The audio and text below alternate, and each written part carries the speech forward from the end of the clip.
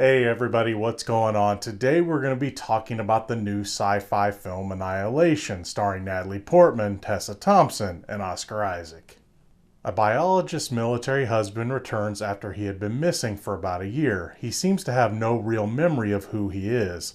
After he gets extremely sick, his wife tries to take him to the hospital, but their ambulance is intercepted by a mysterious group.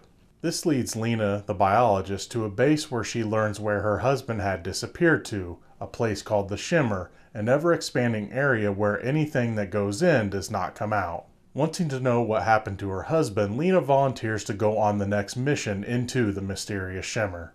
You know, after seeing this movie, I knew that it was going to be one that critics gushed over and fans would be split on. This movie is the second offering from Alex Garland, who made the brilliant Ex Machina, so going in, I knew that this was going to be a thinker sci-fi film.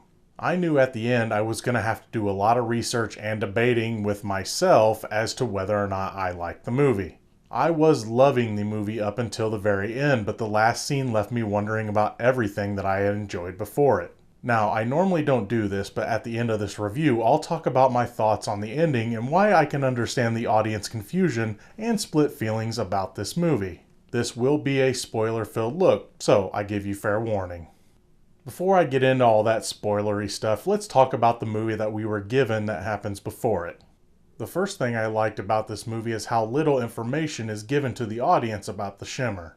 Since nobody besides Lena's husband has ever come out of it, and he isn't talking, we get to discover what lies beyond the soapy-looking wall at the same time as our characters do. As they discover how the Shimmer is affecting our world, we get to see it. The only thing that really bothered me was there was a couple of instances in this movie where the characters lose time. Early in the movie, they wake up and realize that they had been in the Shimmer longer than they thought. While later in the movie we are given some explanation of what might have happened to them in that time, I always feel like blackouts, memory loss, or similar plot devices are kind of a lazy way to hide things from the audience. The reason I feel it works a little better here is, again, all of the characters are pretty clueless as to what has happened. They are just as confused as us, which helps to keep our interest in what may happen to them in the future. I'm happy to say that because this is a film from Alex Garland, it is a thinker sci-fi film, and it is also very character-driven. If the world we are discovering along with the characters wasn't enough to keep your interest, we also get to dive into what makes the five main characters tick as well. While the main focus is on Natalie Portman's Lena, we get little bits and pieces from the other four women on the mission. I won't spoil any of that stuff here, but I will say that in some way, shape, or form, all of them are damaged. I think I would have liked a little more about the other four women, but I also understand that the majority of the story's main focus almost needed to be on just one character. When it came to the performances, I thought they were all pretty good, but nobody really stood out. But honestly, that's okay. That helped to keep the focus on the group as a whole and not single out just one character, with Portman kinda being an exception. Now, let's talk about the world inside of the Shimmer for a bit. As you've probably seen in the trailer for this movie, the world inside the Shimmer is changing in strange ways.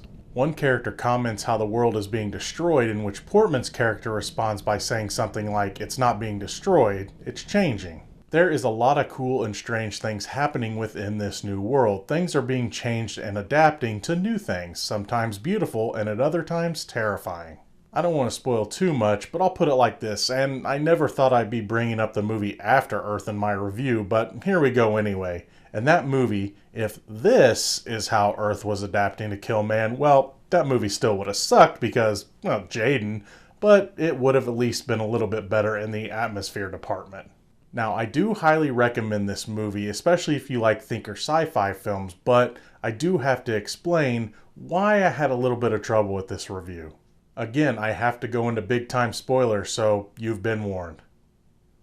Still with me? Okay, here we go. We learn later in the film that the cause of the Shimmer is definitely extraterrestrial. Lena discovers the crash site in the middle of the Shimmer and goes to investigate. It's there that she discovers that her husband is dead and that the one that returned was an alien doppelganger. She goes to the center of the whole area and ends up confronting an alien that mimics her every move. She tries to fight back, but it mimics her and fights back because, again, it's following her every move. Now, there is a short scene where she loses consciousness, and I think you might see where I'm going with this.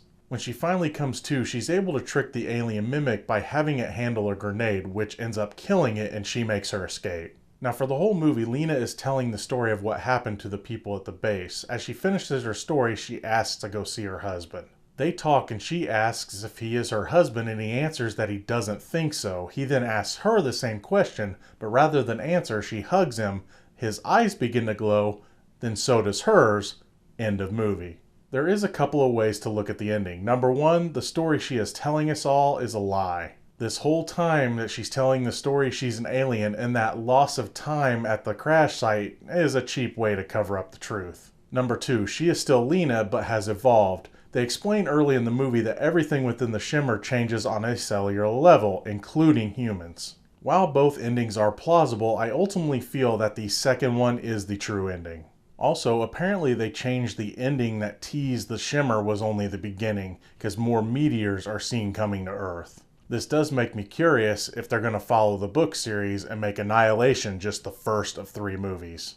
Even though Annihilation has the ambiguous ending that we just talked about in the spoiler section, I still highly recommend it. If you like thinker sci-fi films, it's definitely for you. If not, I honestly wouldn't bother watching it.